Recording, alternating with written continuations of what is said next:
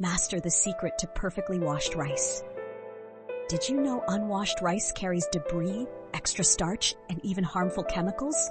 Washing rice properly enhances its texture, flavor, and cleanliness. Think fluffier grains in every bite. Let's learn how to do it like a pro. It's quick, easy, and so worth it. Measure your rice and pour it into a bowl. Next, fill the bowl with cold water until the rice is submerged. Gently swirl and rub the grains using your hand. This helps loosen excess starch. Drain the cloudy water and repeat this multiple times. Here's the golden rule. Stop rinsing once the water is mostly clear but not perfectly. A slight cloudiness retains good starch for texture.